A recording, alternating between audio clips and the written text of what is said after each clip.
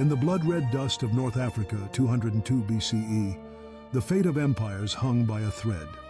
Two legends of ancient warfare, Hannibal Barca, the terror of Rome, and Scipio Africanus, the rising star of the Republic, stood face to face on the plains of Zama.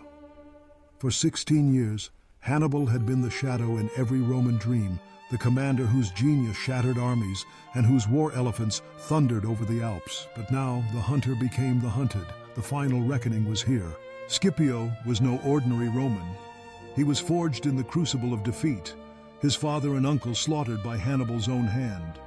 He had studied his enemy with an obsession, learning every trick, every feint, every method of terror that Hannibal had unleashed upon Rome. Where others saw chaos, Scipio found patterns, and in the savage art of war, he would beat the master with his own weapons. The morning sun glinted off thousands of shields.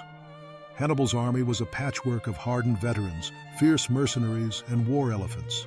The beasts that had once sent Roman legions scattering in panic. Lined up in three massive ranks, they seemed an unstoppable force. But Scipio, standing before his disciplined legions and loyal Numidian cavalry, was undaunted. He had seen what Hannibal could do. He had also seen his weaknesses. As the Carthaginian elephants charged, their trumpeting cries echoing across the battlefield, Roman soldiers parted like the sea. Scipio had anticipated this moment, drilling his men to open corridors in their lines. The elephants, denied the crush of bodies, barreled harmlessly through, some even turning on their own handlers in confusion and rage. It was the first shock of the day, and it rattled Hannibal's confidence. But the true battle was yet to begin. Hannibal's infantry surged forward, a torrent of spears and shields. In the past, the Roman phalanx had buckled under Hannibal's hammer blows, but Scipio had reformed his legions, making them more flexible, more responsive.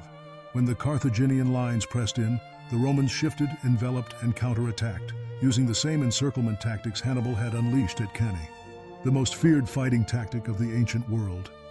Now it was Hannibal's men who found themselves surrounded, fighting for breath in a tightening noose. On the flanks, Roman and Numidian cavalry clashed with Hannibal's horsemen in a whirling storm of steel and dust. Here, Scipio had forged an alliance with Massinissa, king of the Numidians, the finest cavalry in North Africa. While the infantry locked in savage hand-to-hand combat, the Numidian riders outmaneuvered and routed their foes, then circled back to crash into the Carthaginian rear. The trap snapped shut with a thunderous roar. The battlefield became a cauldron of death.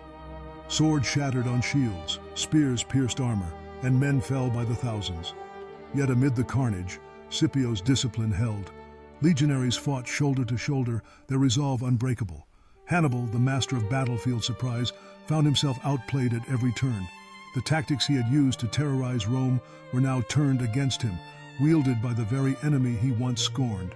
As dusk fell on Zama, the once mighty Carthaginian army lay broken. Hannibal, undefeated until this day, withdrew, his legend scarred but not erased. The Roman standard rose above the blood-soaked plain, the roar of victory echoing across the ages. Rome had not only survived Hannibal, it had learned from him, adapted, and triumphed.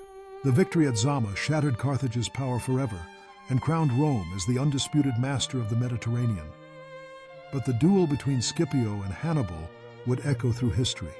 A student who dared to surpass his teacher, and a master whose own genius paved the road to his downfall. Yet even as Rome celebrated, a question lingered in the minds of all who survived. Would the world ever see rivals like Scipio and Hannibal again, or was this the last great duel of ancient legend?